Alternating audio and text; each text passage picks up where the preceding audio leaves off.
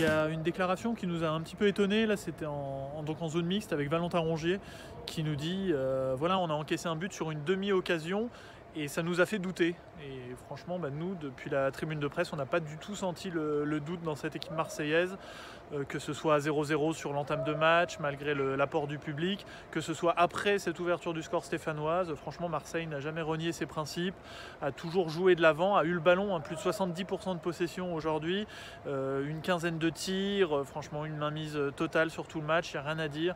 Et ce 4-2 est complètement mérité pour les Olympiens. Le mois dernier, on avait vu Sampaoli relancer Aminarit pour un match à Brest, au moment où on ne s'y attendait plus du tout. Voilà, ça faisait 2 mois qu'il n'avait pas été titulaire, il avait complètement disparu de la circulation. Il avait répondu présent ce jour-là, il avait mis un but, une passe D, et depuis, on se dit vraiment qu'il a un rôle à jouer dans la fin de saison de l'OM.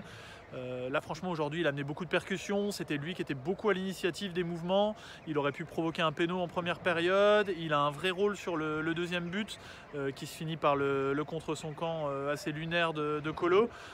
Voilà, c'est lui qui rentre dans l'axe sur cette action, il marque un très joli 4e but là, décalé par Guendouzi.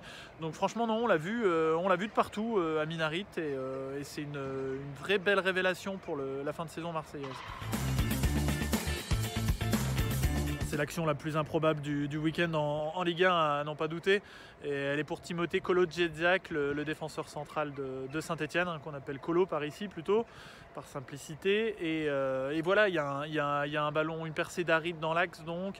Le ballon est récupéré par Rongier qui bute sur Bernardoni. Et quand là le ballon revient dans l'axe, Kolo n'a pas vraiment d'adversaire direct autour de lui, et pourtant on ne sait pas ce qui se passe. Voilà, une erreur technique totale.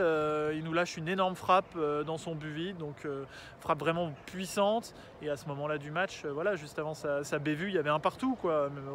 Même si Marseille dominait largement, les Verts avaient encore espoir de gratter un point dans la lutte pour le maintien.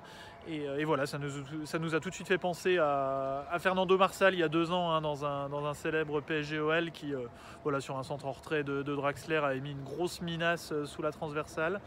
Donc voilà, une boulette complètement comparable et qui tombe au plus mauvais moment pour les Verts.